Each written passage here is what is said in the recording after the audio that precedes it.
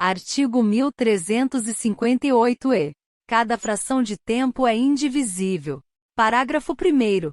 O período correspondente a cada fração de tempo será de, no mínimo, 7 dias, seguidos ou intercalados, e poderá ser fixo e determinado no mesmo período de cada ano.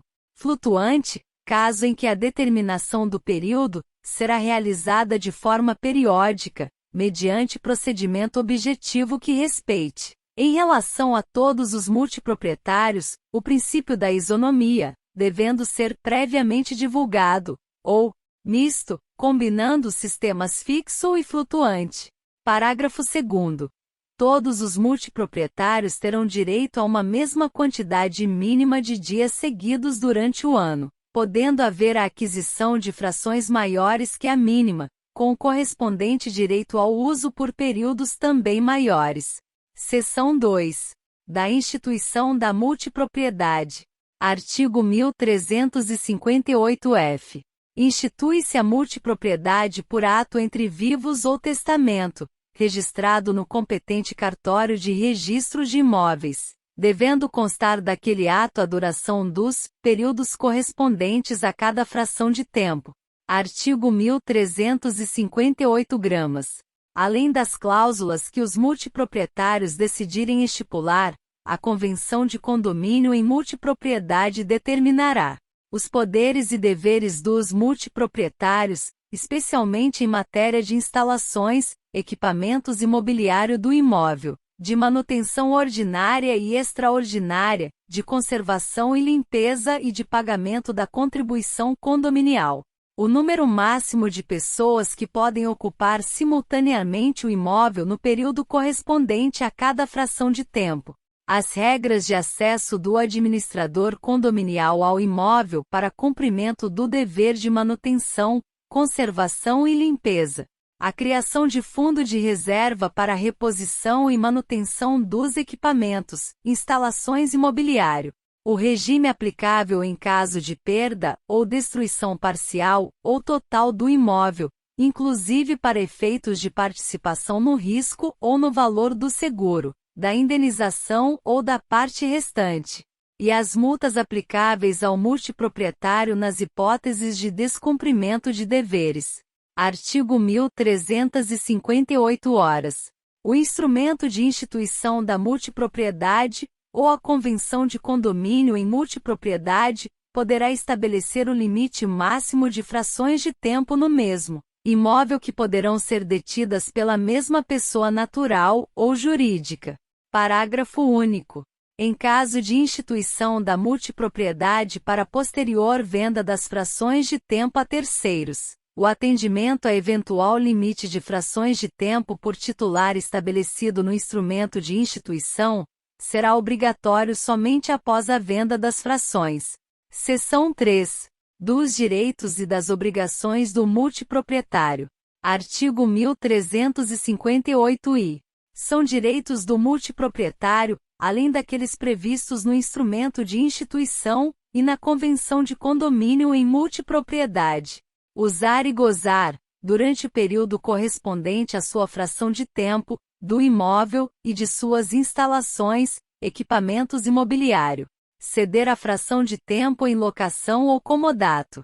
Alienar a fração de tempo, por ato entre vivos ou por causa de morte, a título oneroso ou gratuito, ou onerá-la, devendo a alienação e a qualificação do sucessor, ou a oneração, ser informadas ao administrador, e participar e votar, pessoalmente ou por intermédio de representante ou procurador, desde que esteja quite com as obrigações condominiais, em a Assembleia Geral do Condomínio em Multipropriedade, e o voto do multiproprietário corresponderá à cota de sua fração de tempo no imóvel.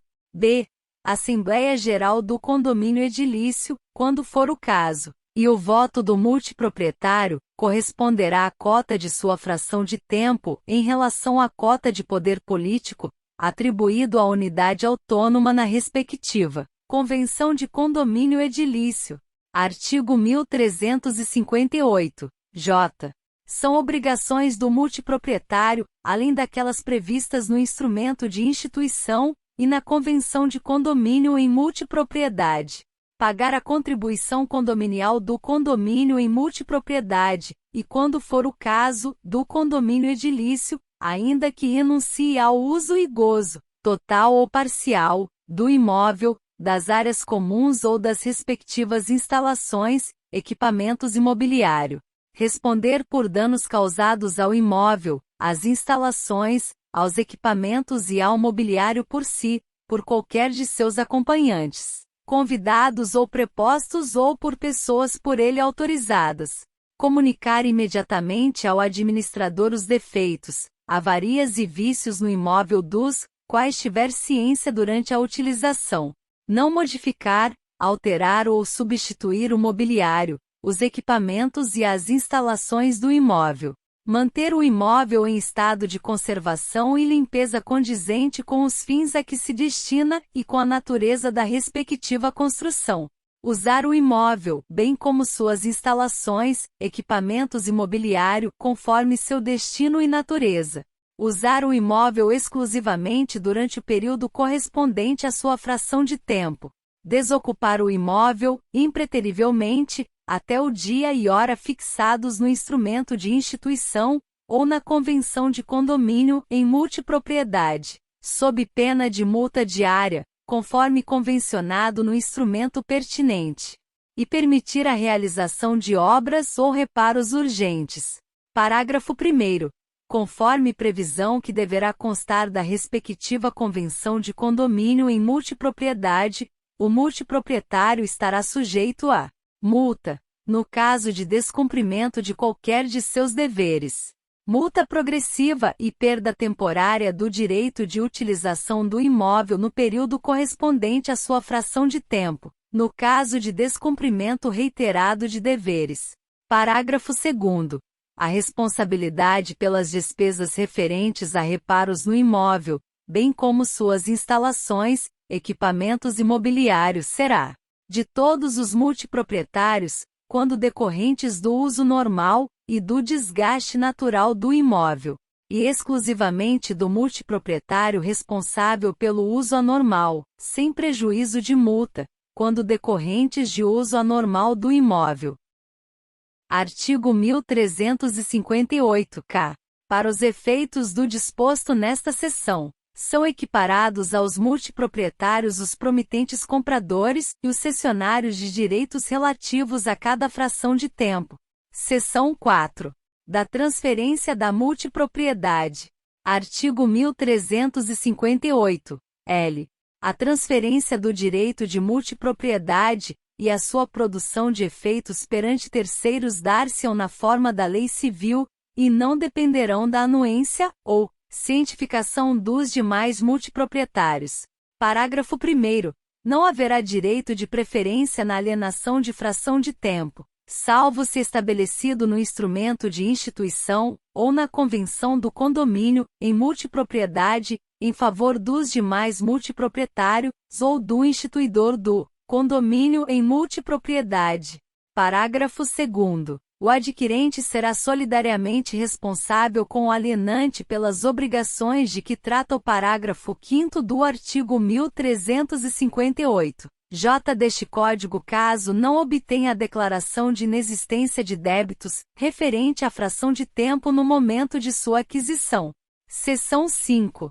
Da administração da multipropriedade.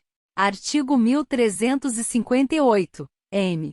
A administração do imóvel e de suas instalações, equipamentos imobiliários será de responsabilidade da pessoa indicada no instrumento de instituição, ou na convenção de condomínio em multipropriedade, ou, na falta de indicação, de pessoa escolhida em Assembleia Geral dos Condôminos.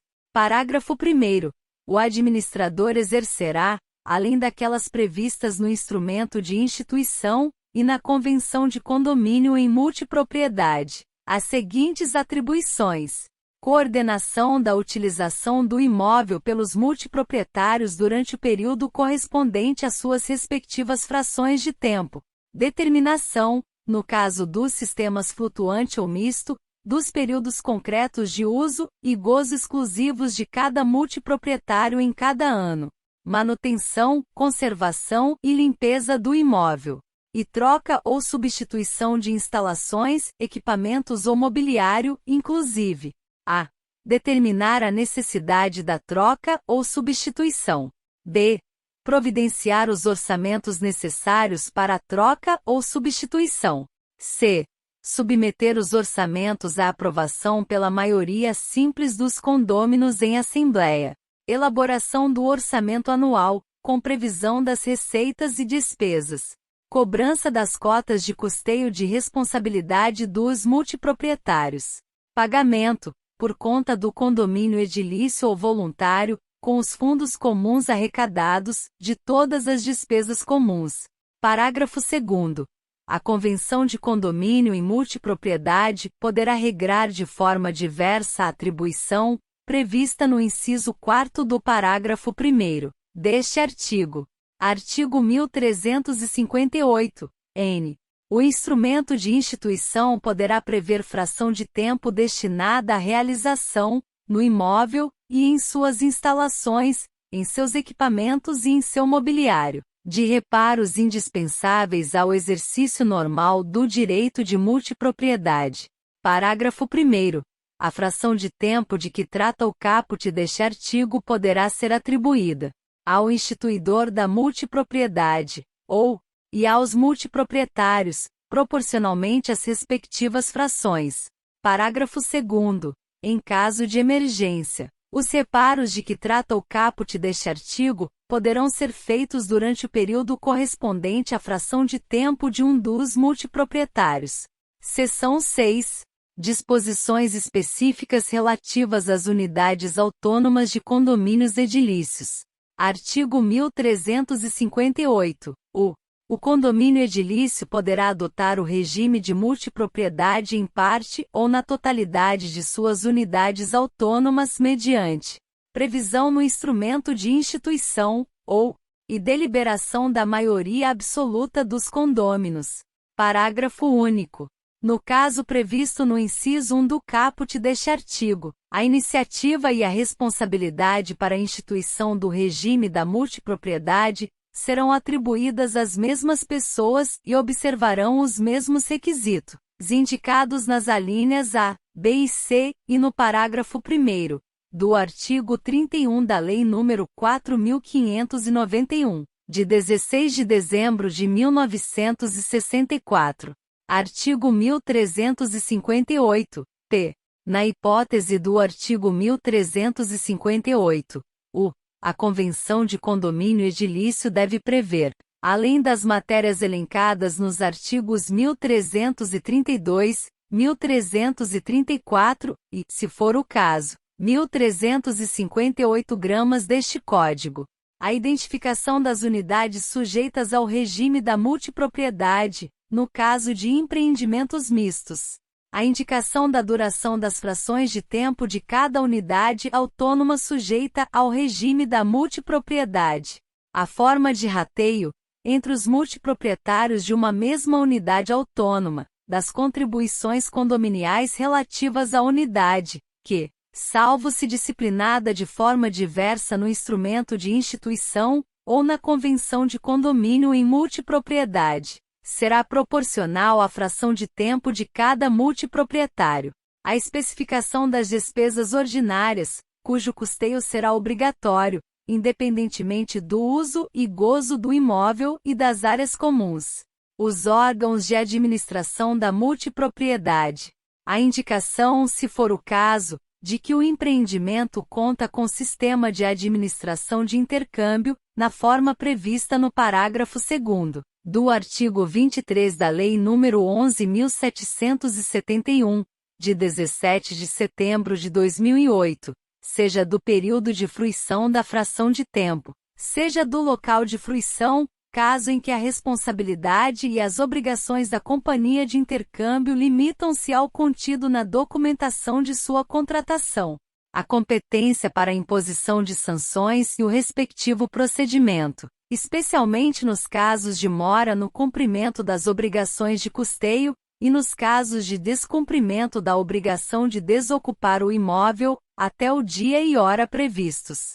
O quórum exigido para a deliberação de adjudicação da fração de tempo na hipótese de inadimplemento do respectivo multiproprietário, e o quórum exigido para a deliberação de alienação pelo condomínio edilício, da fração de tempo adjudicada em virtude do inadimplemento do respectivo multiproprietário. Artigo 1358, que, na hipótese do artigo 1358, o deste Código, o regimento interno do condomínio edilício deve prever os direitos dos multiproprietários sobre as partes comuns do condomínio edilício, os direitos e obrigações do administrador, inclusive quanto ao acesso ao imóvel para cumprimento do dever de manutenção, conservação e limpeza, as condições e regras para uso das áreas comuns, os procedimentos a serem observados para uso e gozo dos imóveis e das instalações, equipamentos imobiliário destinados ao regime da multipropriedade, o número máximo de pessoas que podem ocupar simultaneamente o imóvel no período correspondente a cada fração de tempo, as regras de convivência entre os multiproprietários e os ocupantes de unidades autônomas não sujeitas ao regime da multipropriedade, quando se tratar de empreendimentos mistos, a forma de contribuição, destinação e gestão do fundo de reserva específico para cada imóvel, para reposição e manutenção dos equipamentos, instalações imobiliário sem prejuízo do fundo de reserva do condomínio edilício, a possibilidade de realização de assembleias não presenciais, inclusive por meio eletrônico, os mecanismos de participação e representação dos titulares, o funcionamento do sistema de reserva, os meios de confirmação e os requisitos a serem cumpridos pelo multiproprietário, quando não exercer diretamente sua faculdade de uso, e a descrição dos serviços adicionais, se existentes, e as regras para seu uso e custeio. Parágrafo único. O regimento interno poderá ser instituído por escritura pública ou por instrumento particular. Artigo 1358. R. O condomínio edilício em que tenha sido instituído o regime de multipropriedade em parte ou na totalidade de suas unidades autônomas terá necessariamente um administrador profissional. Parágrafo 1º. O prazo de duração do contrato de administração será livremente convencionado.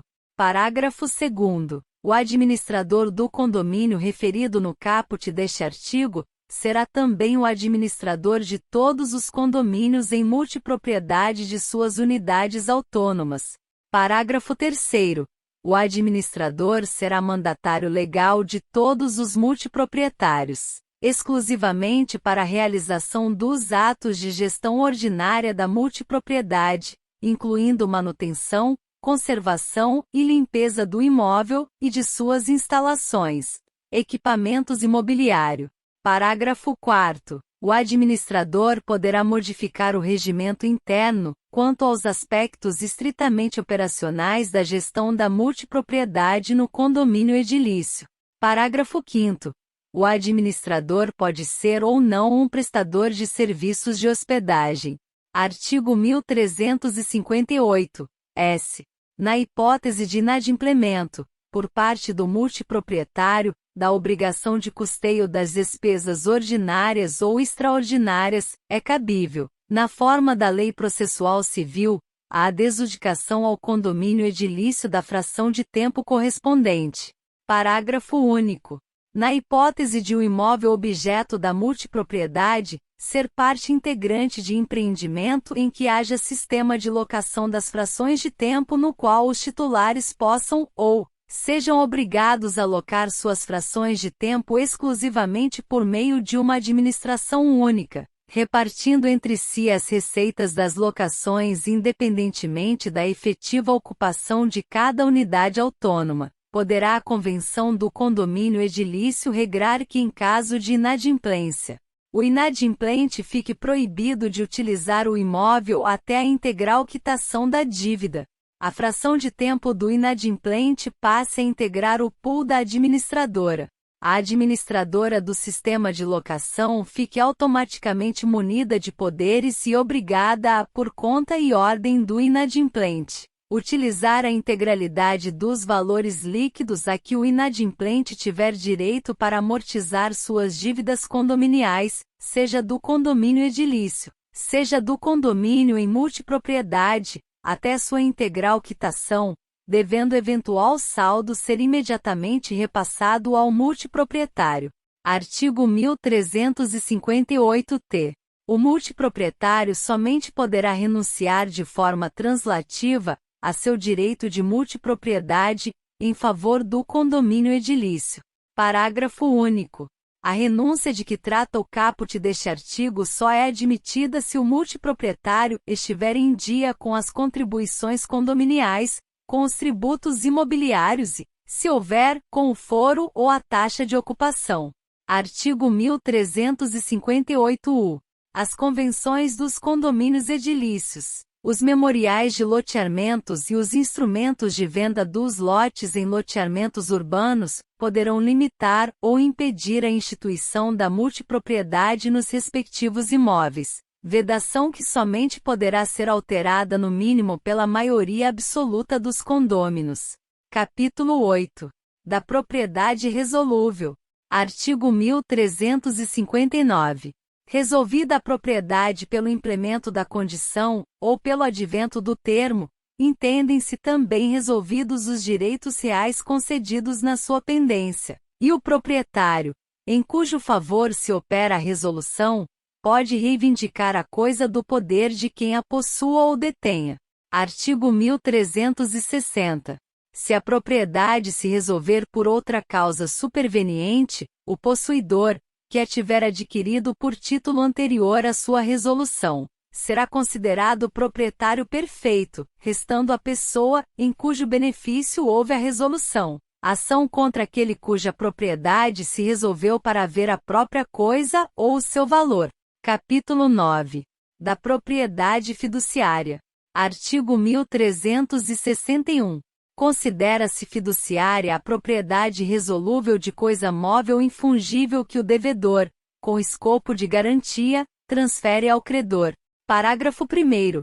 Constitui-se a propriedade fiduciária com o registro do contrato, celebrado por instrumento público ou particular, que lhe serve de título, no registro de títulos e documentos do domicílio do devedor, ou, em se tratando de veículos, na repartição competente para o licenciamento, fazendo-se a anotação no certificado de registro. Parágrafo 2º.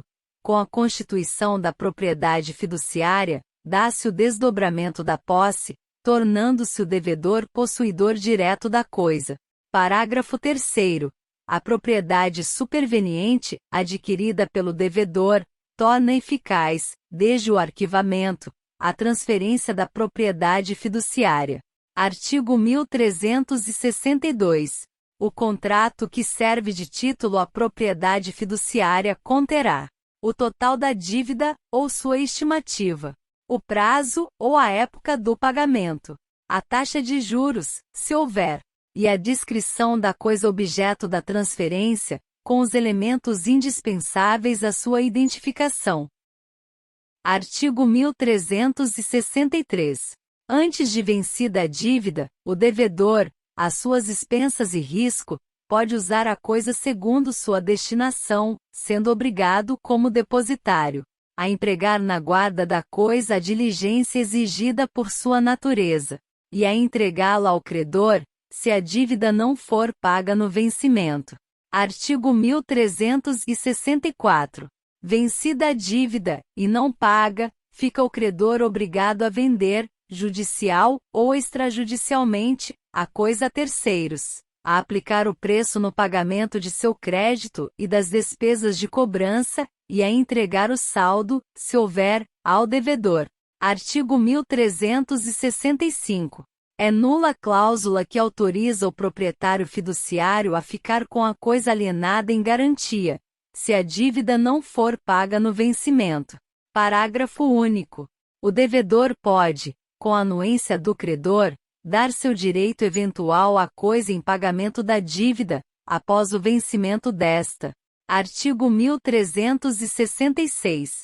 Quando vendida a coisa, o produto não bastar para o pagamento da dívida e das despesas de cobrança, continuará o devedor obrigado pelo restante.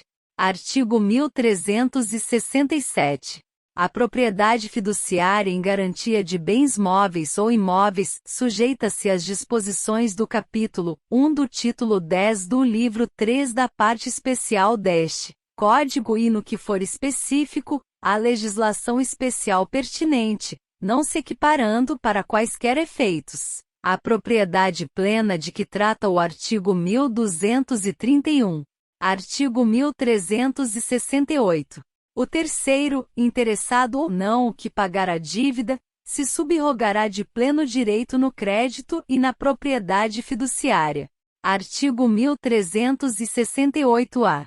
As demais espécies de propriedade fiduciária ou de titularidade fiduciária submetem-se à disciplina específica das respectivas leis especiais, somente se aplicando as disposições deste Código naquilo que não for incompatível com a legislação especial.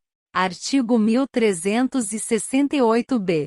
A alienação fiduciária em garantia de bem móvel ou imóvel confere direito real de aquisição ao fiduciante, seu cessionário ou sucessor. Parágrafo único. O credor fiduciário que se tornar proprietário pleno do bem, por efeito de realização da garantia, mediante consolidação da propriedade, a desudicação, dação ou outra forma pela qual lhe tenha sido transmitida a propriedade plena, passa a responder pelo pagamento dos tributos sobre a propriedade e a posse, taxas, despesas condominiais e quaisquer outros encargos, tributários ou não, incidentes sobre o bem objeto da garantia, a partir da data em que vier a ser emitido na posse direta do bem.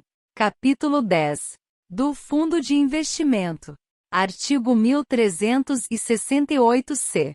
O fundo de investimento é uma comunhão de recursos, constituído sob a forma de condomínio de natureza especial, destinado à aplicação em ativos financeiros, bens e direitos de qualquer natureza. Parágrafo 1º. Não se aplicam ao fundo de investimento as disposições constantes dos artigos 1314 ao 1358-A deste Código. Parágrafo 2º. Competirá à Comissão de Valores Mobiliários disciplinar o disposto no caput deste artigo. Parágrafo 3º. O registro dos regulamentos dos fundos de investimentos na Comissão de Valores Mobiliário, se é condição suficiente para garantir a sua publicidade e a oponibilidade de efeitos em relação a terceiros. Artigo 1368-D.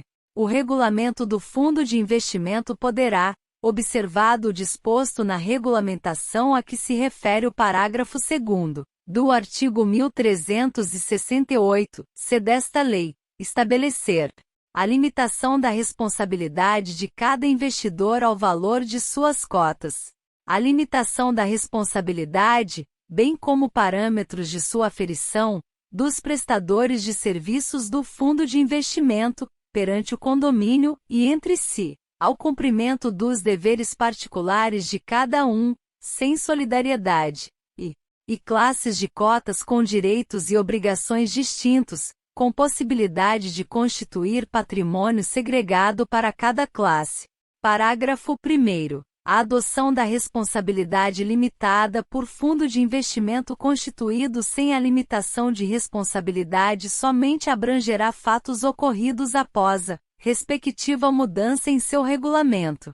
Parágrafo 2º. A avaliação de responsabilidade dos prestadores de serviço deverá levar sempre em consideração os riscos inerentes às aplicações nos mercados de atuação do fundo de investimento e a natureza de obrigação de meio de seus serviços.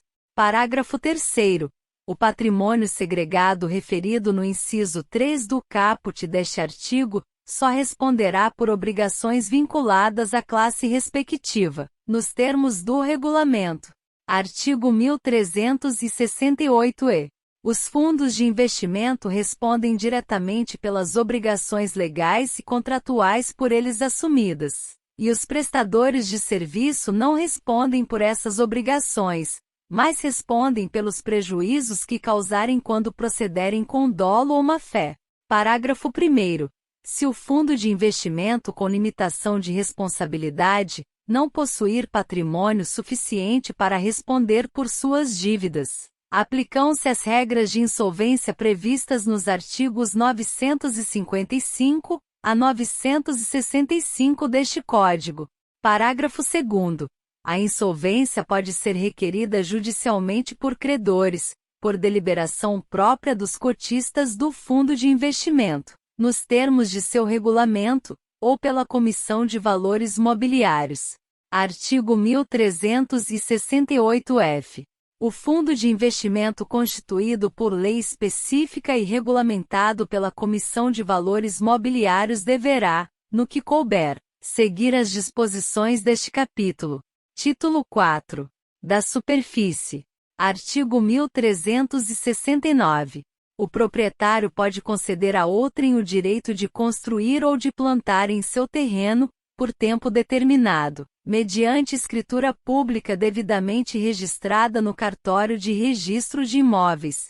Parágrafo único. O direito de superfície não autoriza obra no subsolo, salvo se for inerente ao objeto da concessão. Artigo 1370. A concessão da superfície será gratuita ou onerosa. Se onerosa, estipularão as partes se o pagamento será feito de uma só vez, ou parceladamente. Artigo 1371. O superficiário responderá pelos encargos e tributos que incidirem sobre o imóvel. Artigo 1372. O direito de superfície pode transferir-se a terceiros se, por morte do superficiário, aos seus herdeiros. Parágrafo único. Não poderá ser estipulado pelo concedente, a nenhum título, qualquer pagamento pela transferência. Artigo 1373. Em caso de alienação do imóvel ou do direito de superfície, o superficiário ou o proprietário tem direito de preferência, em igualdade de condições. Artigo 1374. Antes do termo final, resolver-se-á a concessão se o superficiário der ao terreno destinação diversa daquela para que foi concedida. Artigo 1375. Extinta a concessão, o proprietário passará a ter a propriedade plena sobre o terreno, construção ou plantação, independentemente de indenização, se as partes não houverem estipulado o contrário. Artigo 1376. No caso de extinção do direito de superfície em consequência de desapropriação, a indenização cabe ao proprietário e ao superficiário, no valor correspondente ao direito real de cada um. Artigo 1377. O direito de superfície, constituído por pessoa jurídica de direito público interno, rege-se por este Código, no que não for diversamente disciplinado em lei especial. Título 5. Das servidões. Capítulo 1. Da Constituição das servidões. Artigo 1378. A servidão proporciona utilidade para o prédio dominante, e grava o prédio serviente, que pertence a diverso dono, e constitui-se mediante declaração expressa dos proprietários, ou por testamento, e subsequente registro no cartório de registros de imóveis. Artigo 1379. O exercício incontestado e contínuo de uma servidão aparente, por 10 anos, nos termos do artigo 1242, autoriza o interessado a registrá-la em seu nome no registro de imóveis, valendo-lhe como título a sentença que julgar consumado a usucapião. Parágrafo único. Se o possuidor não tiver título, o prazo da usucapião será de 20 anos.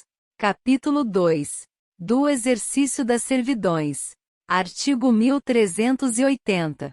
O dono de uma servidão pode fazer todas as obras necessárias à sua conservação e uso, e se a servidão pertencer a mais de um prédio, serão as despesas rateadas entre os respectivos donos.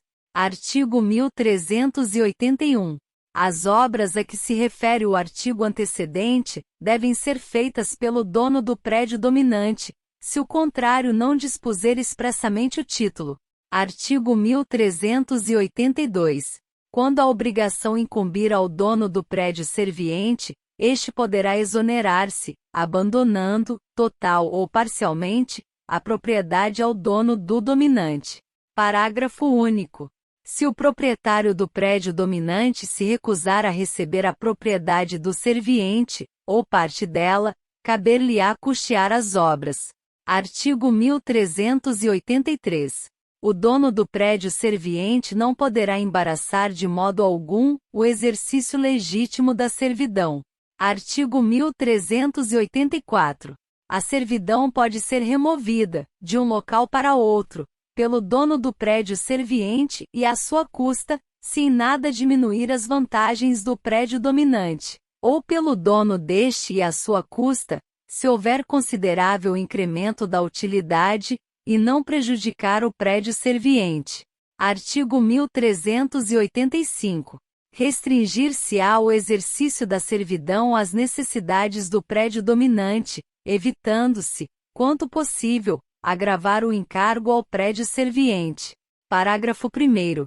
Constituída para certo fim, a servidão não se pode ampliar a outro. Parágrafo 2º. Nas servidões de trânsito, a de maior inclui a de menor ônus, e a menor exclui a mais onerosa. Parágrafo 3º. Se as necessidades da cultura, ou da indústria, do prédio dominante impuserem à servidão maior largueza, o dono do serviente é obrigado a sofrê-la, mas tem direito a ser indenizado pelo excesso. Artigo 1386. As servidões prediais são indivisíveis, e subsistem, no caso de divisão dos imóveis, em benefício de cada uma das porções do prédio dominante, e continuam a gravar cada uma das do prédio serviente, salvo se por natureza, ou destino, só se aplicarem a certa parte de um, ou de outro. Capítulo 3. Da extinção das servidões. Artigo 1387. Salvo nas desapropriações, a servidão, uma vez registrada, só se extingue, com respeito a terceiros, quando cancelada. Parágrafo único. Se o prédio dominante estiver hipotecado, e a servidão se mencionar no título hipotecário, será também preciso, para cancelar, o consentimento do credor. Artigo 1388.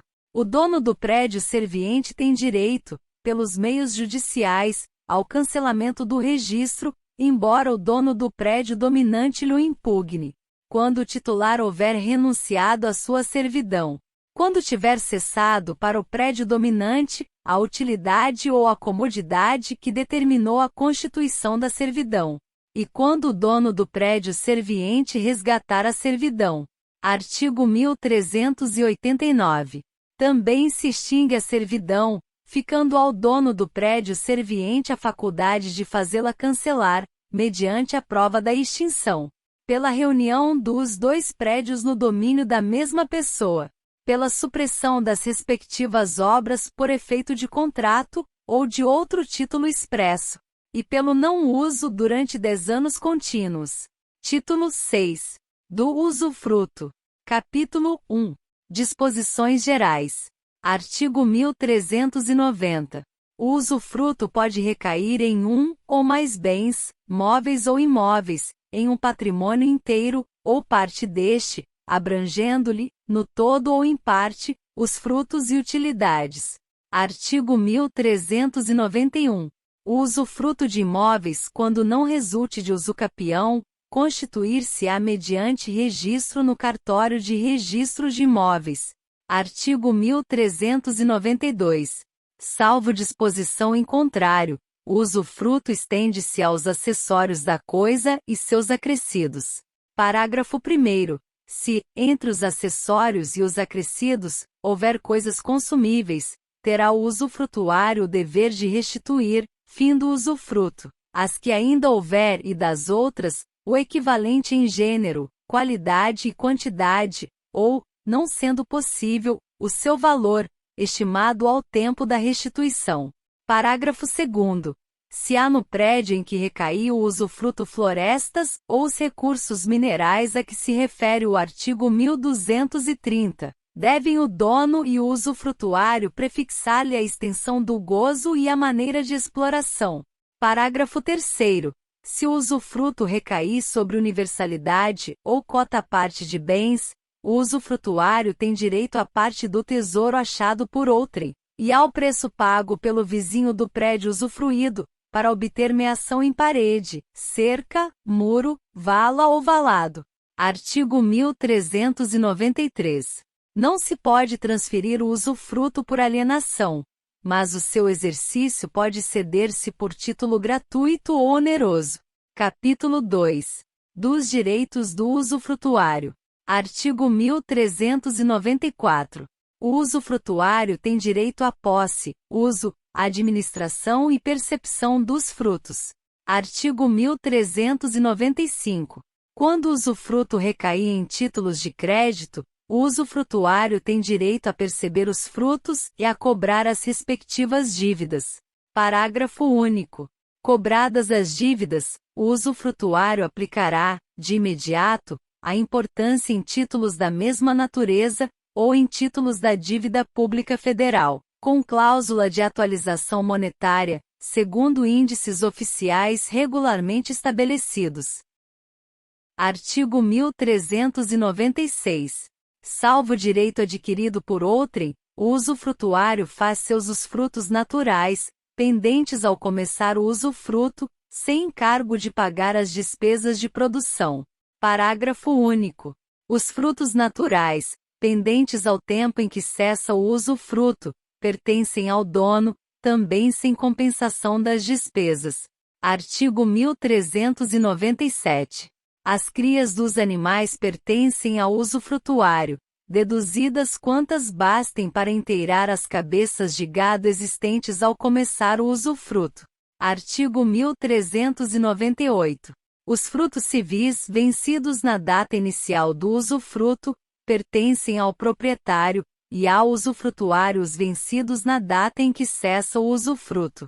Artigo 1399. O usufrutuário pode usufruir em pessoa, ou mediante arrendamento, o prédio, mas não mudar-lhe a destinação econômica, sem expressa autorização do proprietário. Capítulo 3. Dos deveres do usufrutuário. Artigo 1400. O usufrutuário, antes de assumir o usufruto, inventariará, à sua custa, os bens que receber, determinando o estado em que se acham, e dará caução, fidejussória ou real se lhe exigir o dono, de velar-lhes pela conservação, e entregá-los fim do usufruto. Parágrafo único. Não é obrigado à caução o doador que se reservar o usufruto da coisa doada. Artigo 1401. O usufrutuário que não quiser ou não puder dar caução suficiente perderá o direito de administrar o usufruto, e neste caso, os bens serão administrados pelo proprietário que ficará obrigado, mediante caução, a entregar ao usufrutuário o rendimento deles, deduzidas as despesas de administração, entre as quais se incluirá a quantia fixada pelo juiz como remuneração do administrador. Artigo 1402. O usufrutuário não é obrigado a pagar as deteriorações resultantes do exercício regular do usufruto. Artigo 1403. Incumbem ao usufrutuário as despesas ordinárias de conservação dos bens no estado em que os recebeu, e as prestações e os tributos devidos pela posse ou rendimento da coisa usufruída. Artigo 1404. Incumbem ao dono as reparações extraordinárias e as que não forem de custo módico, mas o usufrutuário lhe pagará os juros do capital despendido com as que forem necessárias à conservação, ou aumentarem o rendimento da coisa usufruída. Parágrafo 1º. Não se consideram módicas as despesas superiores a 2/3 do líquido rendimento em um ano. Parágrafo 2º. Se o dono não fizer as reparações a que está obrigado, e que são indispensáveis à conservação da coisa, o usufrutuário pode realizá-las, cobrando daquele a importância despendida. Artigo 1405. Se o usufruto recair num patrimônio, ou parte deste, será o usufrutuário obrigado aos juros da dívida que onerar o patrimônio, ou a parte dele. Artigo 1406. O usufrutuário é obrigado a dar ciência ao dono de qualquer lesão produzida contra a posse da coisa, ou os direitos deste. Artigo 1407. Se a coisa estiver segurada, incumbe ao usufrutuário pagar, durante o usufruto, as contribuições do seguro. Parágrafo 1º. Se o usufrutuário fizer o seguro, ao proprietário caberá o direito dele resultante contra o segurador. Parágrafo 2º. Em qualquer hipótese, o direito do usufrutuário fica subrogado no valor da indenização do seguro. Artigo 1408. Se um edifício sujeito a usufruto for destruído sem culpa do proprietário, não será este obrigado a reconstruí-lo, nem o usufruto se restabelecerá, se o proprietário reconstruir à sua custa o prédio, mas se a indenização do seguro for aplicada à reconstrução do prédio, restabelecer-se-á o usufruto. Artigo 1409. Também fica subrogada no ônus do usufruto, em lugar do prédio, a indenização paga, se ele for desapropriado, ou a importância do dano, ressarcido pelo terceiro responsável no caso de danificação ou perda. Capítulo 4. Da extinção do usufruto. Artigo 1410. O usufruto extingue-se, cancelando-se o registro no cartório de registro de imóveis, pela renúncia ou morte do usufrutuário, pelo termo de sua duração, pela extinção da pessoa jurídica, em favor de quem o usufruto foi constituído, ou, se ela perdurar, pelo decurso de 30 anos da data em que se começou a exercer, pela cessação do motivo de que se origina, pela destruição da coisa, guardadas as disposições dos artigos 1407, 1408, segunda parte, e 1409, pela consolidação, por culpa do usufrutuário, quando aliena, deteriora, ou deixa arruinar os bens, não lhes acudindo com os reparos de conservação, ou quando, no usufruto de títulos de crédito, não dá as importâncias recebidas à aplicação prevista no parágrafo único do artigo 1395,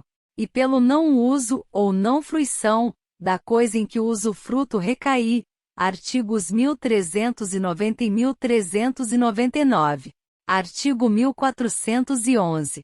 Constituído usufruto em favor de duas ou mais pessoas, extinguir-se-á a parte em relação a cada uma das que falecerem, salvo se por estipulação expressa, o quinhão desses couber ao sobrevivente.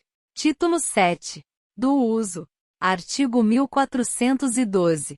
O usuário usará da coisa e perceberá os seus frutos, quanto exigirem as necessidades suas e de sua família. Parágrafo 1º. Avaliar-se-ão as necessidades pessoais do usuário conforme a sua condição social e o lugar onde viver. Parágrafo 2º. As necessidades da família do usuário compreendem as de seu cônjuge, dos filhos solteiros e das pessoas de seu serviço doméstico. Artigo 1413.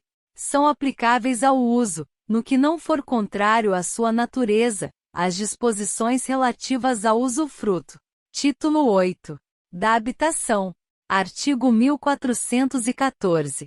Quando o uso consistir no direito de habitar gratuitamente casa alheia, o titular deste direito não a pode alugar, nem emprestar, mas simplesmente ocupá-la com sua família. Artigo 1415. Se o direito real de habitação for conferido a mais de uma pessoa, qualquer delas que sozinha habite a casa não terá de pagar aluguel à outra, ou às outras, mas não as pode inibir de exercerem, querendo, o direito que também lhes compete, de habitá-la. Artigo 1416. São aplicáveis à habitação, no que não for contrário à sua natureza, as disposições relativas ao usufruto. Título 9. Do direito do promitente comprador. Artigo 1417. Mediante promessa de compra e venda, em que se não pactuou arrependimento, celebrada por instrumento público ou particular, e registrada no cartório de registro de imóveis, adquire o promitente comprador direito real à aquisição do imóvel. Artigo 1418.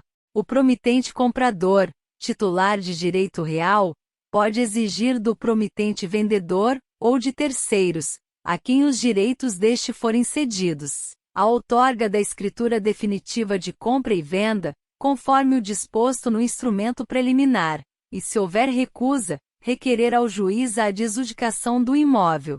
Título 10. Do penhor, da hipoteca e da anticrese.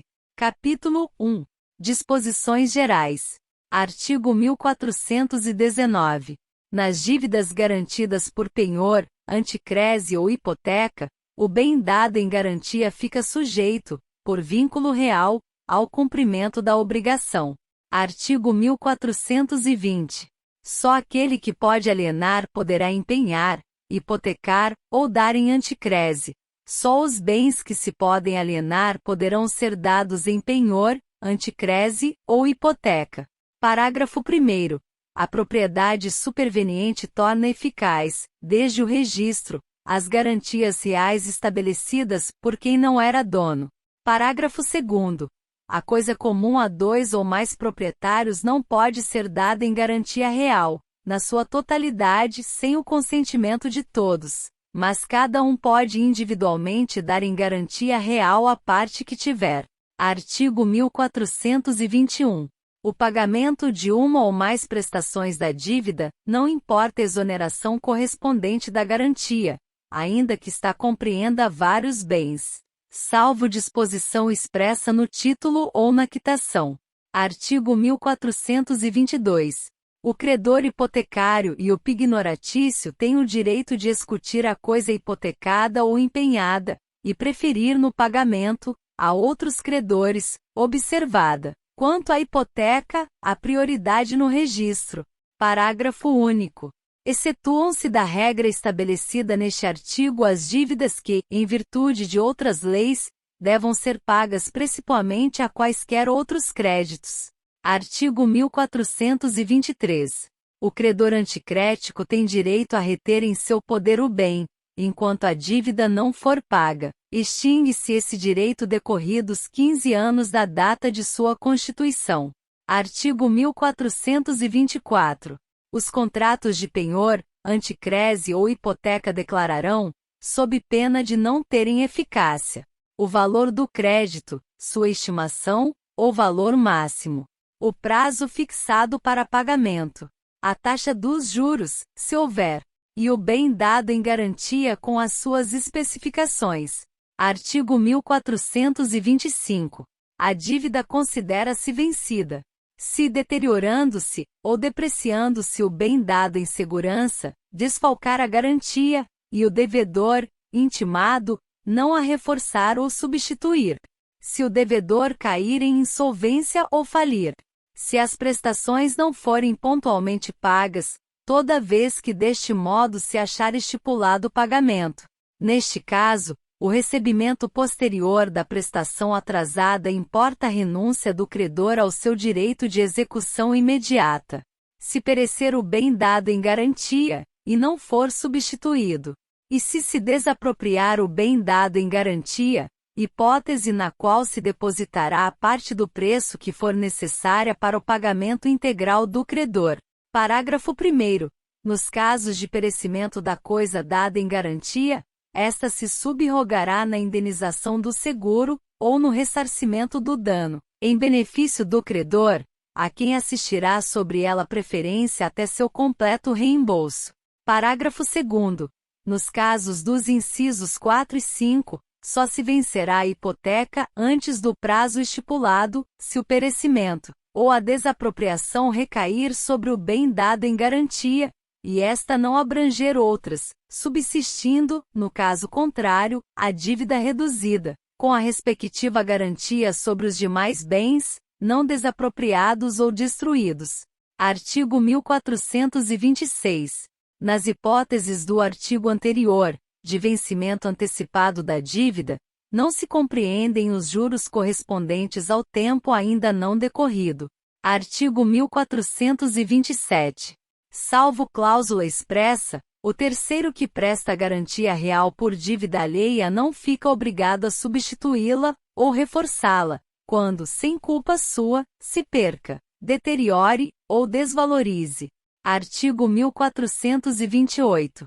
É nula a cláusula que autoriza o credor pignoratício, anticrético ou hipotecário a ficar com o objeto da garantia, se a dívida não for paga no vencimento. Parágrafo único. Após o vencimento, poderá o devedor dar a coisa em pagamento da dívida. Artigo 1429. Os sucessores do devedor não podem remir parcialmente o penhor ou a hipoteca na proporção dos seus quinhões. Qualquer deles, porém, pode fazê-lo no todo. Parágrafo único. O herdeiro ou sucessor que fizer a remissão fica subrogado nos direitos do credor pelas cotas que houver satisfeito. Artigo 1430. Quando, excutido o penhor, ou executada a hipoteca, o produto não bastar para pagamento da dívida e despesas judiciais, continuará o devedor obrigado pessoalmente pelo restante. Capítulo 2. Do penhor. Seção 1. Da Constituição do penhor. Artigo 1431. Constitui-se o penhor pela transferência efetiva da posse que, em garantia do débito ao credor, ou a quem o represente, faz o devedor, ou alguém por ele, de uma coisa móvel suscetível de alienação. Parágrafo único. No penhor rural, industrial, mercantil e de veículos, as coisas empenhadas continuam em poder do devedor, que as deve guardar e conservar. Artigo 1432. O instrumento do penhor deverá ser levado a registro, por qualquer dos contratantes. O do penhor comum será registrado no cartório de títulos e documentos. Seção 2. Dos direitos do credor pignoratício. Artigo 1433.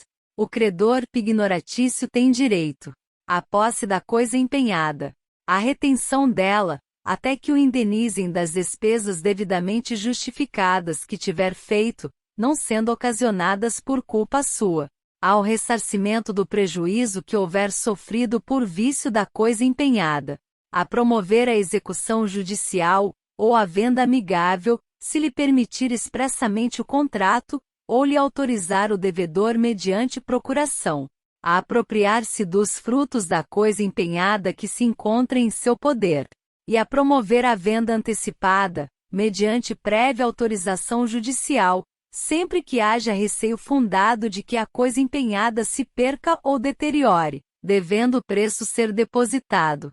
O dono da coisa empenhada pode impedir a venda antecipada, substituindo-a, ou oferecendo outra garantia real idônea.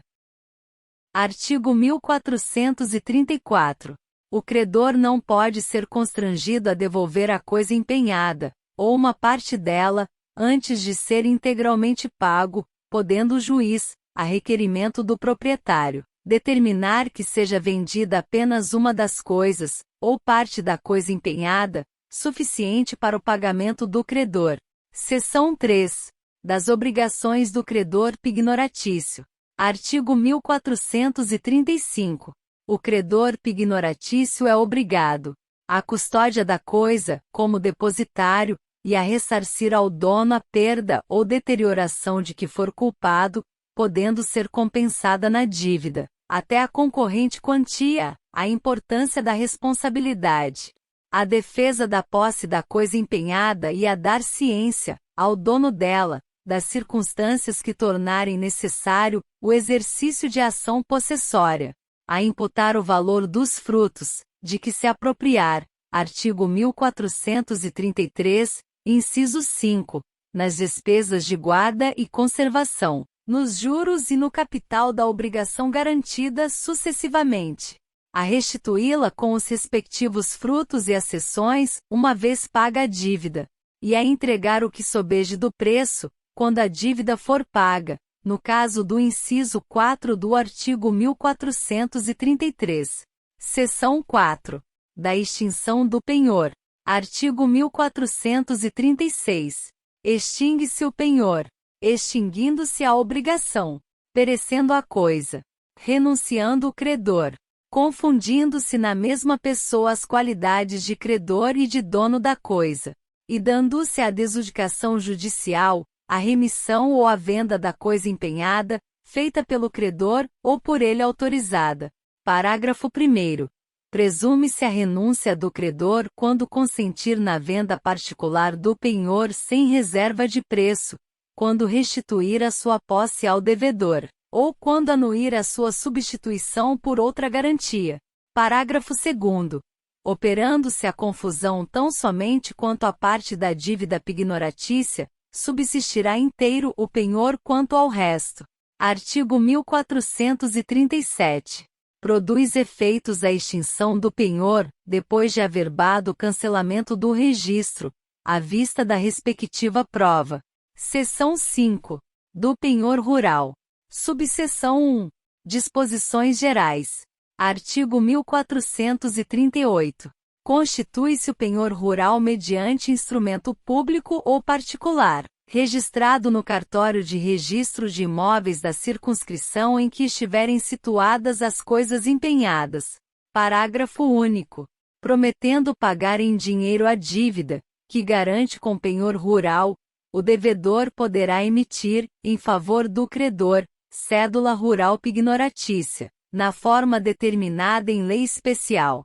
Artigo 1439. O penhor agrícola e o penhor pecuário não podem ser convencionados, por prazos superiores aos das obrigações garantidas. Parágrafo 1º. Embora vencidos os prazos, permanece a garantia, enquanto subsistirem os bens que a constituem. Parágrafo 2º.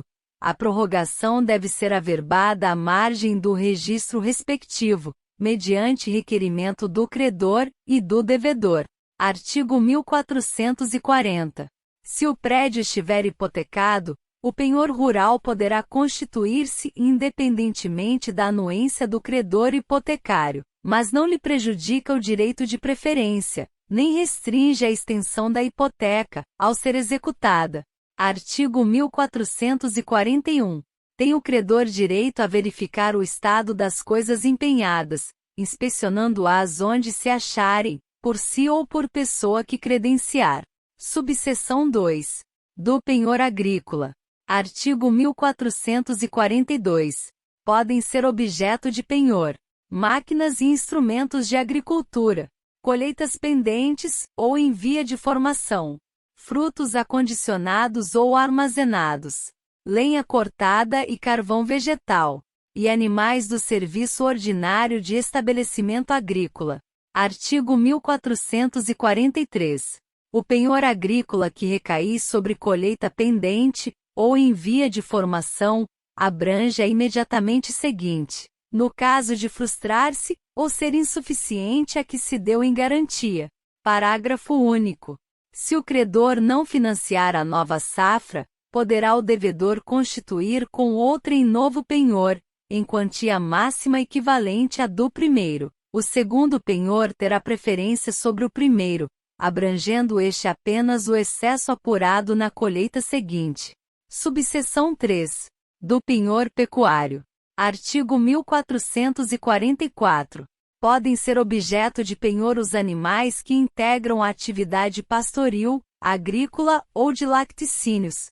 Artigo 1445. O devedor não poderá alienar os animais empenhados sem prévio consentimento por escrito do credor. Parágrafo único. Quando o devedor pretende alienar o gado empenhado, ou por negligência, ameace prejudicar o credor, poderá este requerer se depositem os animais sob a guarda de terceiro, ou exigir que se lhe pague a dívida de imediato. Artigo 1446. Os animais da mesma espécie, comprados para substituir os mortos, ficam subrogados no penhor. Parágrafo único. Presume-se a substituição prevista neste artigo, mas não terá eficácia contra terceiros, se não constar de menção adicional ao respectivo contrato, a qual deverá ser averbada. Seção 6. Do penhor industrial e mercantil.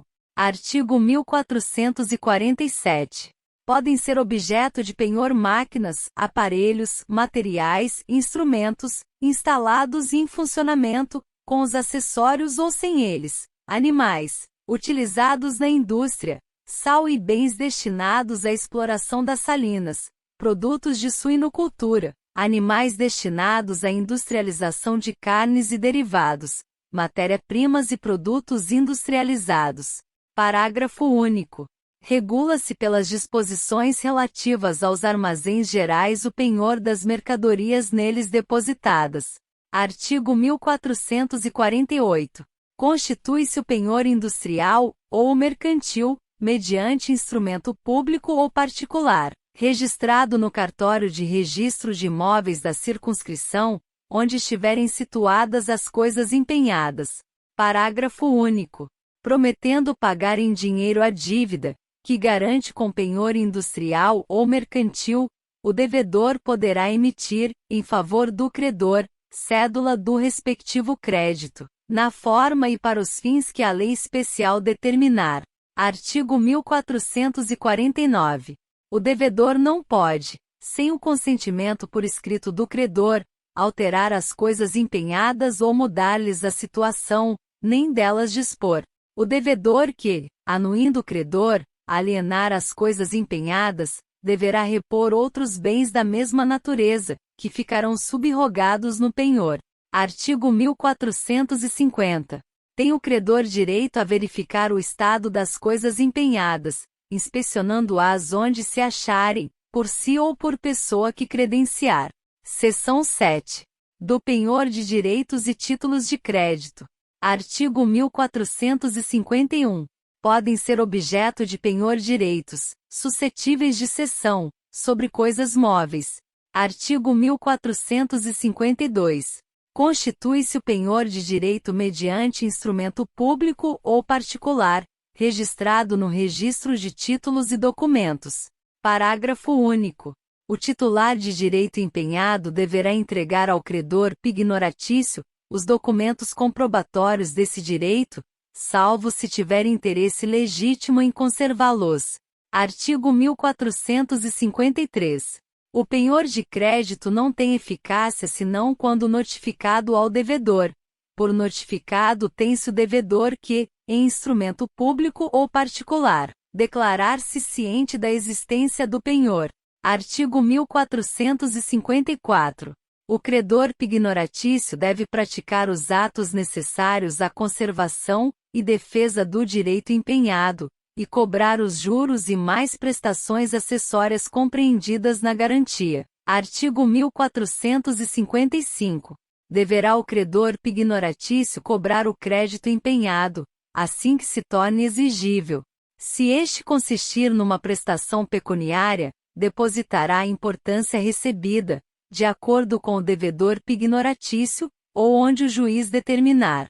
Se consistir na entrega da coisa, nesta se subrogará o penhor. Parágrafo único. Estando vencido o crédito pignoratício, tem o credor direito a reter, da quantia recebida, o que lhe é devido, restituindo o restante ao devedor, ou a escutir a coisa a ele entregue. Artigo 1456. Se o mesmo crédito for objeto de vários penhores, só ao credor pignoratício, cujo direito prefira aos demais, o devedor deve pagar. Responde por perdas e danos aos demais credores o credor preferente que, notificado por qualquer um deles, não promover oportunamente a cobrança. Artigo 1457. O titular do crédito empenhado só pode receber o pagamento com a anuência, por escrito, do credor pignoratício, caso em que o penhor se extinguirá. Artigo 1458.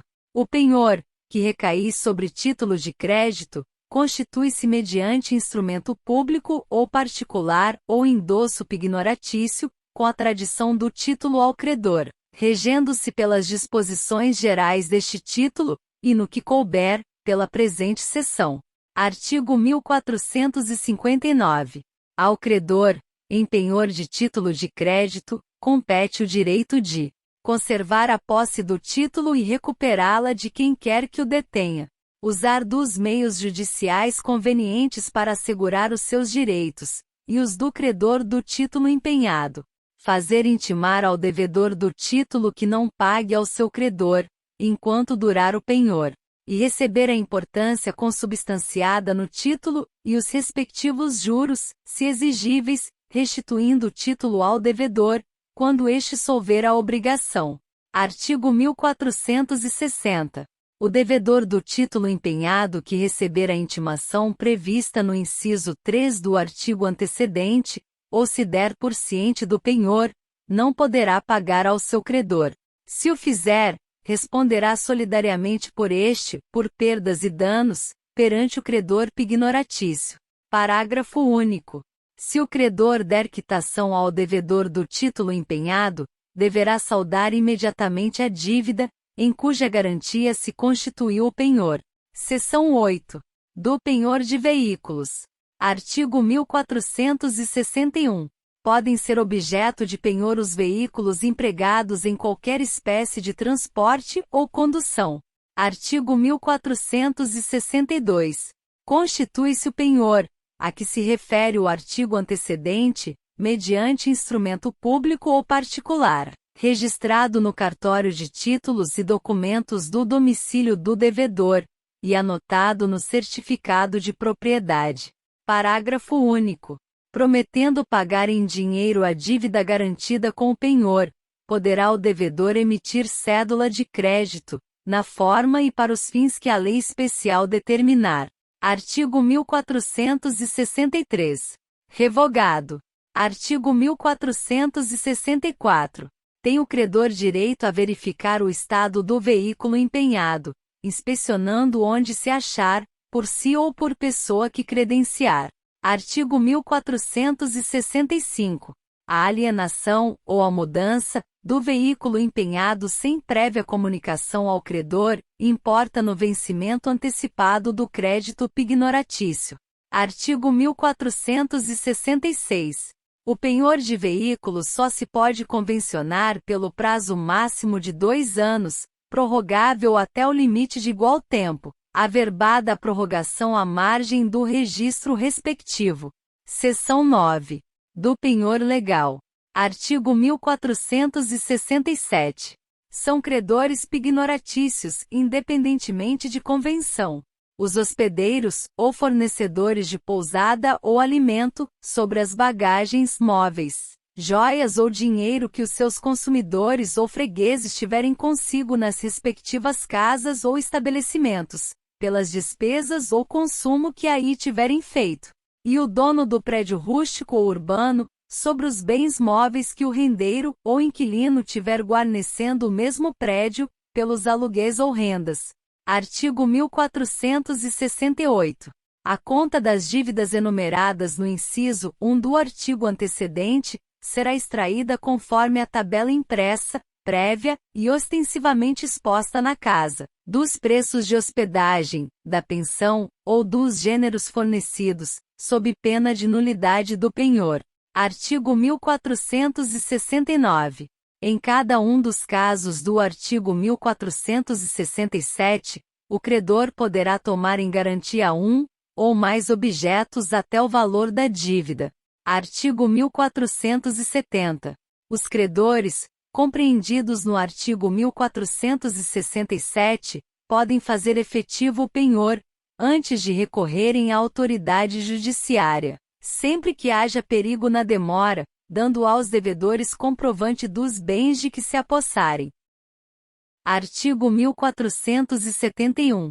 Tomado o penhor, requererá o credor, ato contínuo, a sua homologação judicial. Artigo 1472. Pode o locatário impedir a constituição do penhor mediante caução idoneia. Capítulo 3. Da hipoteca. Seção 1.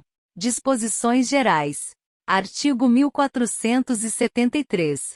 Podem ser objeto de hipoteca os imóveis e os acessórios dos imóveis conjuntamente com eles, o domínio direto, o domínio útil, as estradas de ferro, os recursos naturais a que se refere o artigo 1230, independentemente do solo onde se acham, os navios, as aeronaves, o direito de uso especial para fins de moradia, o direito real de uso, e a propriedade superficiária. Parágrafo 1º. A hipoteca dos navios e das aeronaves reger-se-á pelo disposto em lei especial. Parágrafo 2º. Os direitos de garantia instituídos nas hipóteses dos incisos 9 e 10 do caput deste artigo, ficam limitados à duração da concessão ou direito de superfície, caso tenham sido transferidos por período determinado. Artigo 1474. A hipoteca abrange todas as accessões, melhoramentos ou construções do imóvel. Subsistem os ônus reais constituídos e registrados, anteriormente à hipoteca, sobre o mesmo imóvel. Artigo 1475. É nula a cláusula que proíbe ao proprietário alienar imóvel hipotecado. Parágrafo único. Pode convencionar-se que vencerá o crédito hipotecário, se o imóvel for alienado. Artigo 1476. O dono do imóvel hipotecado pode constituir outra hipoteca sobre ele, mediante novo título, em favor do mesmo ou de outro credor. Artigo 1477.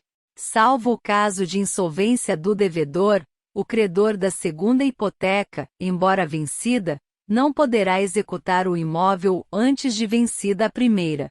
Parágrafo único. Não se considera insolvente o devedor por faltar ao pagamento das obrigações garantidas por hipotecas posteriores à primeira. Artigo 1478. Se o devedor da obrigação garantida pela primeira hipoteca não se oferecer, no vencimento para pagá-la, o credor da segunda pode promover-lhe a extinção, consignando a importância e citando o primeiro credor para recebê-la e o devedor para pagá-la. Se este não pagar, o segundo credor, efetuando o pagamento, se subrogará nos direitos da hipoteca anterior, sem prejuízo dos que lhe competirem contra o devedor comum. Parágrafo único. Se o primeiro credor estiver promovendo a execução da hipoteca, o credor da segunda depositará a importância do débito e as despesas judiciais. Artigo 1479. O adquirente do imóvel hipotecado, desde que não se tenha obrigado pessoalmente a pagar as dívidas aos credores hipotecários, poderá exonerar-se da hipoteca, abandonando-lhes o imóvel. Artigo 1480. O adquirente notificará o vendedor e os credores hipotecários, deferindo-lhes, conjuntamente, a posse do imóvel, ou depositará em juízo. Parágrafo único. Poderá o adquirente exercer a faculdade de abandonar o imóvel hipotecado, até as 24 horas subsequentes à citação, com que se inicia o procedimento executivo. Artigo 1481. Dentre em 30 dias contados do registro do título aquisitivo, tem o adquirente do imóvel hipotecado o direito de rêmilo, citando os credores hipotecários e propondo importância não inferior ao preço por que o adquiriu. Parágrafo 1º. Se o credor impugnar o preço da aquisição, ou a importância oferecida, realizar-se-á licitação, efetuando-se a venda judicial a quem oferecer maior preço, assegurada preferência ao adquirente do imóvel. Parágrafo 2º. Não impugnado pelo credor, o preço da aquisição, ou o preço proposto pelo adquirente, haver-se-á por definitivamente fixado para a remissão do imóvel, que ficará livre de hipoteca, uma vez pago ou depositado o preço. Parágrafo 3º. Se o adquirente deixar de remir o imóvel, sujeitando-o à execução, ficará obrigado a ressarcir os credores hipotecários da desvalorização que, por sua culpa, o mesmo vier a sofrer, além das despesas judiciais da execução. Parágrafo 4º.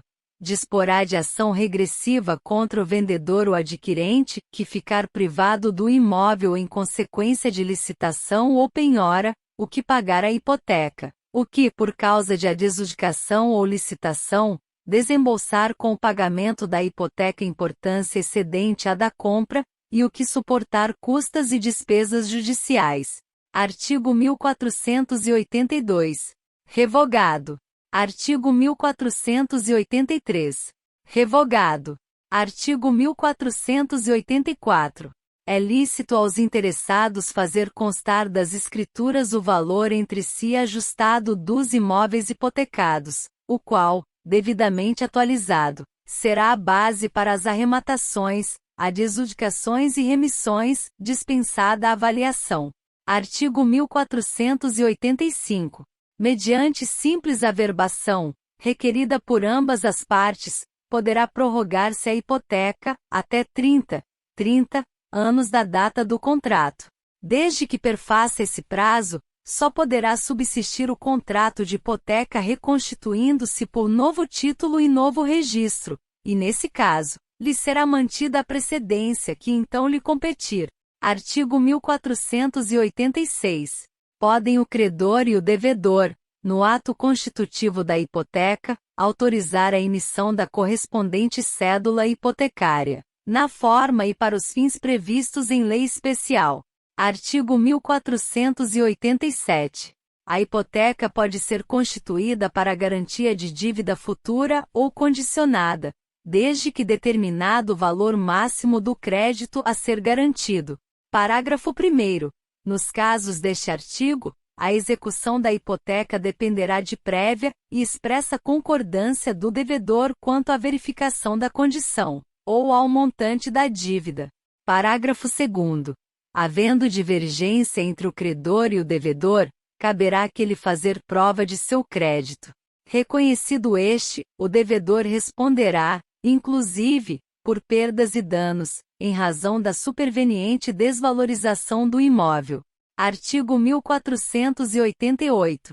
Se o imóvel, dado em garantia hipotecária, vier a ser loteado, ou se nele se constituir condomínio edilício, poderá o ônus ser dividido, gravando cada lote ou unidade autônoma, se o requererem ao juízo credor, o devedor ou os donos, obedecida a proporção entre o valor de cada um deles e o crédito. Parágrafo 1º. O credor só poderá se opor ao pedido de desmembramento do ônus, provando que o mesmo importa em diminuição de sua garantia. Parágrafo 2º. Salvo convenção em contrário, todas as despesas judiciais ou extrajudiciais necessárias ao desmembramento do ônus correm por conta de quem o requerer. Parágrafo 3º. O desmembramento do ônus não exonera o devedor originário da responsabilidade, a que se refere o artigo 1430, salvo anuência do credor. Seção 2. Da hipoteca legal. Artigo 1489.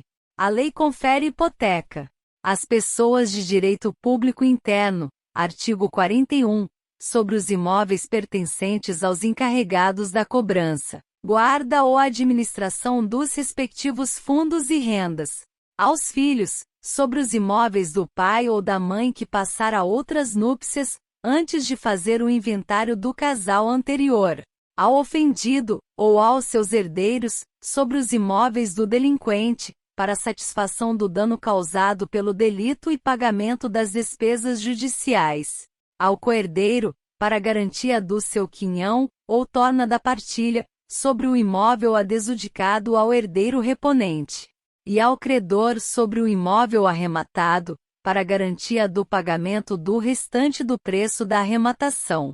Artigo 1490. O credor da hipoteca legal, ou quem o represente, poderá, provando a insuficiência dos imóveis especializados, exigir do devedor que seja reforçado com outros. Artigo 1491. A hipoteca legal pode ser substituída por caução de títulos da dívida pública federal ou estadual, recebidos pelo valor de sua cotação mínima no ano corrente, ou por outra garantia, a critério do juiz, a requerimento do devedor. Seção 3. Do registro da hipoteca. Artigo 1492. As hipotecas serão registradas no cartório do lugar do imóvel, ou no de cada um deles, se o título se referir a mais de um. Parágrafo único.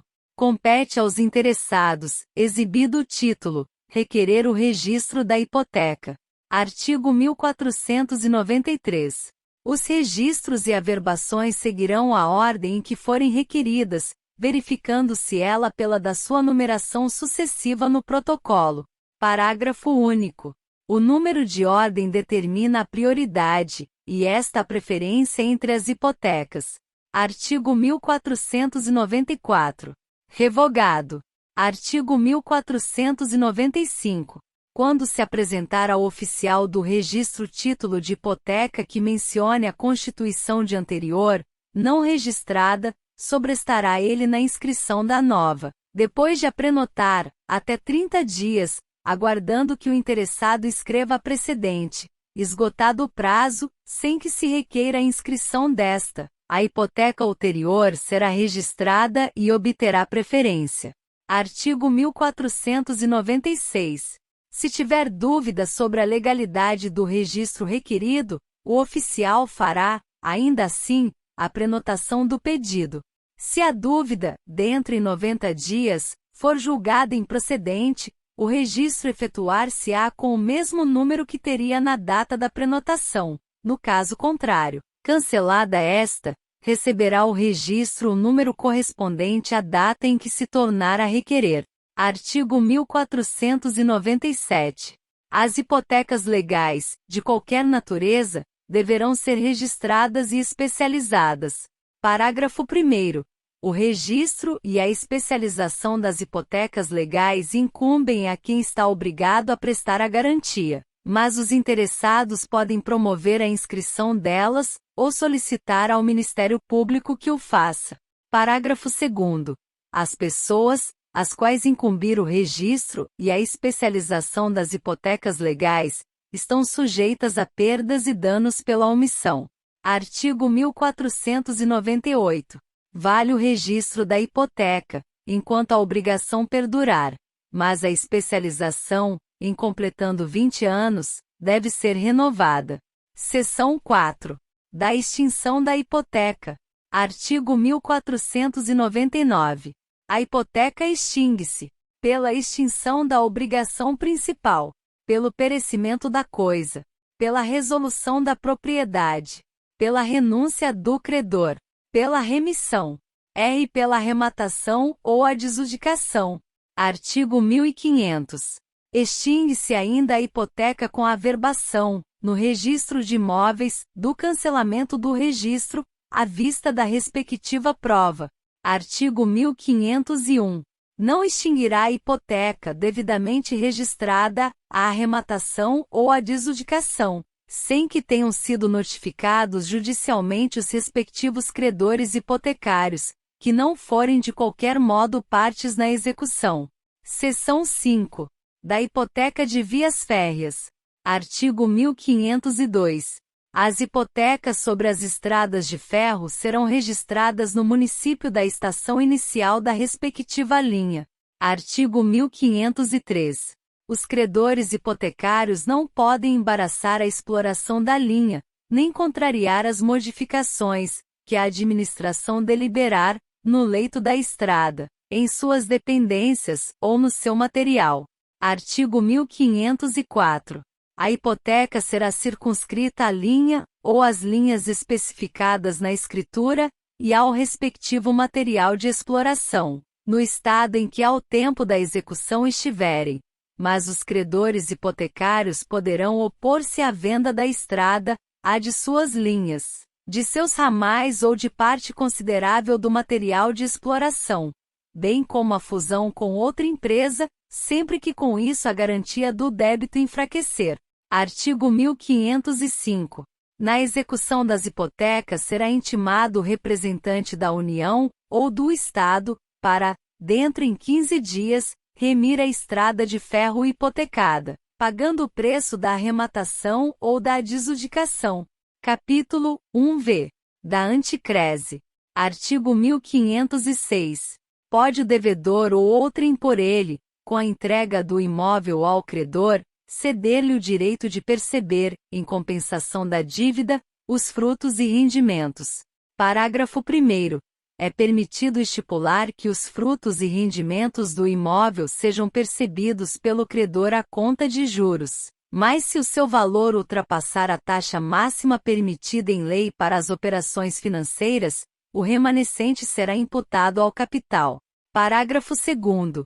Quando a anticrese recair sobre bem imóvel, este poderá ser hipotecado pelo devedor ao credor anticrético ou a terceiros, assim como o imóvel hipotecado poderá ser dado em anticrese. Artigo 1507. O credor anticrético pode administrar os bens dados em anticrese e fruir seus frutos e utilidades, mas deverá apresentar anualmente balanço, exato e fiel, de sua administração. Parágrafo 1º. Se o devedor anticrético não concordar com o que se contém no balanço, por ser inexato ou ruinosa a administração, poderá impugná-lo e, se o quiser, requerer a transformação em arrendamento, fixando o juiz o valor mensal do aluguel, o qual poderá ser corrigido anualmente. Parágrafo 2º. O credor anticrético pode, salvo pacto em sentido contrário, arrendar os bens dados em anticrese a terceiro, mantendo, até ser pago, direito de retenção do imóvel, embora o aluguel desse arrendamento não seja vinculativo para o devedor. Artigo 1508. O credor anticrético responde pelas deteriorações que, por culpa sua, o imóvel vier a sofrer, e pelos frutos e rendimentos que, por sua negligência, deixar de perceber. Artigo 1509. O credor anticrético pode vindicar os seus direitos contra o adquirente dos bens, os credores quirografários e os hipotecários posteriores ao registro da anticrese. Parágrafo 1º. Se executar os bens por falta de pagamento da dívida, ou permitir que outro credor o execute, sem opor o seu direito de retenção ao exequente, não terá preferência sobre o preço. Parágrafo 2º. O credor anticrético não terá preferência sobre a indenização do seguro, quando o prédio seja destruído nem, se forem desapropriados os bens com relação à desapropriação. Artigo 1510. O adquirente dos bens dados em anticrese poderá remi-los, antes do vencimento da dívida, pagando a sua totalidade à data do pedido de remissão e emitir-se-á, se for o caso, na sua posse.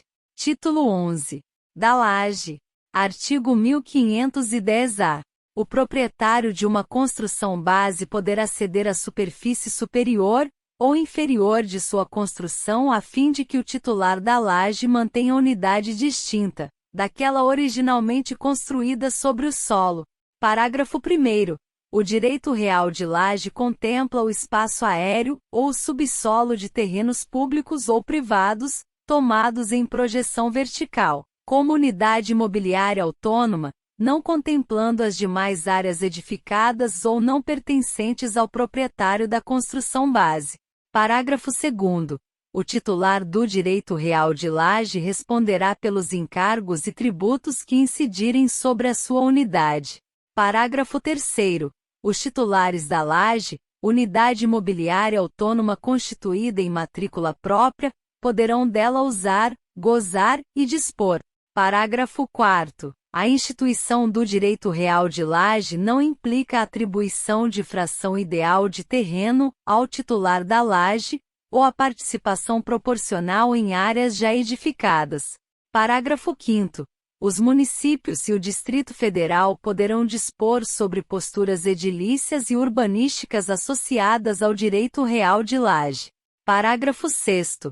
O titular da laje poderá ceder a superfície de sua construção para a instituição de um sucessivo direito real de laje, desde que haja autorização expressa dos titulares da construção base e das demais lajes, respeitadas as posturas edilícias e urbanísticas vigentes. Artigo 1510-B.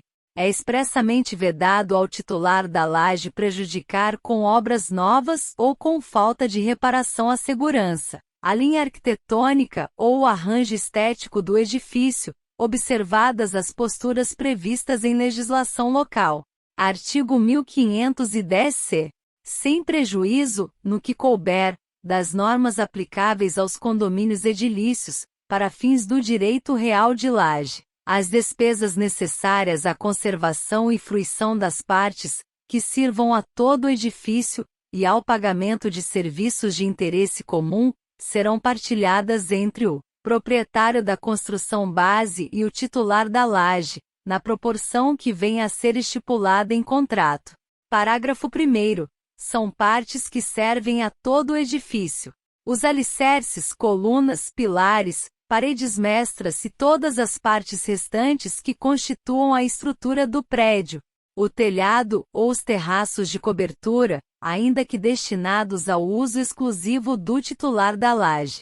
As instalações gerais de água, esgoto, eletricidade, aquecimento, ar-condicionado, gás, comunicações e semelhantes que sirvam a todo o edifício, e, em geral, as coisas que sejam afetadas ao uso de todo o edifício. Parágrafo 2º.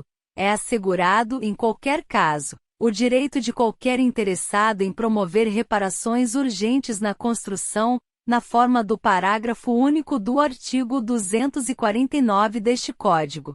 Artigo 1510-D. Em caso de alienação de qualquer das unidades sobrepostas, terão direito de preferência, em igualdade de condições com terceiros, os titulares da construção base e da laje, nessa ordem, que serão cientificados por escrito para que se manifestem no prazo de 30 dias, salvo se o contrato dispuser de modo diverso. Parágrafo 1º. O titular da construção base, ou da laje, a quem não se der conhecimento da alienação poderá, mediante depósito do respectivo preço, haver para si a parte alienada a terceiros, se o requerer no prazo decadencial de 180 dias, contado da data de alienação. Parágrafo 2º. Se houver mais de uma laje, terá preferência, sucessivamente, o titular das lajes ascendentes e o titular das lajes descendentes, assegurada a prioridade para a laje mais próxima à unidade sobreposta a ser alienada. Artigo 1510-E.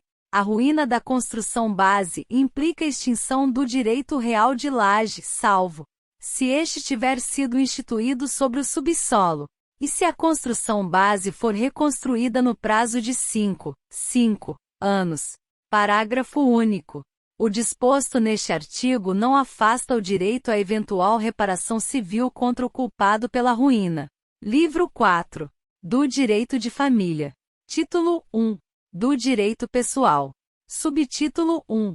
Do Casamento. Capítulo 1. Disposições Gerais. Artigo 1511. O casamento estabelece comunhão plena de vida, com base na igualdade de direitos e deveres dos cônjuges. Artigo 1512. O casamento é civil e gratuita a sua celebração. Parágrafo único. A habilitação para o casamento, o registro e a primeira certidão serão isentos de selos, emolumentos e custas, para as pessoas cuja pobreza for declarada, sob as penas da lei. Artigo 1513. É defeso a qualquer pessoa, de direito público ou privado, interferir na comunhão de vida instituída pela família. Artigo 1514. O casamento se realiza no momento em que o homem e a mulher manifestam, perante o juiz, a sua vontade de estabelecer vínculo conjugal, e o juiz os declara casados. Artigo 1515. O casamento religioso que atender às exigências da lei para a validade do casamento civil, equipara-se a este, desde que registrado no registro próprio, produzindo efeitos a partir da data de sua celebração.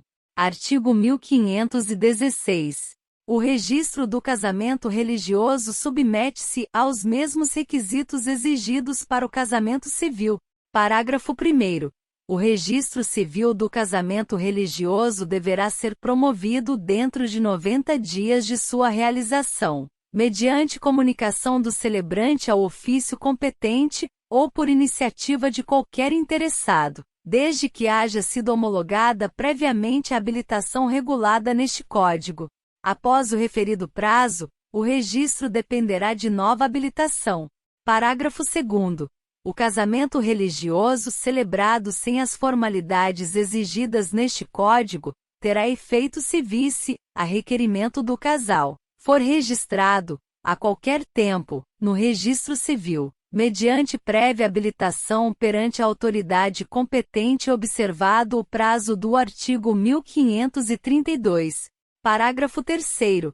Será nulo o registro civil do casamento religioso se, antes dele, qualquer dos consorciados houver contraído com outrem casamento civil,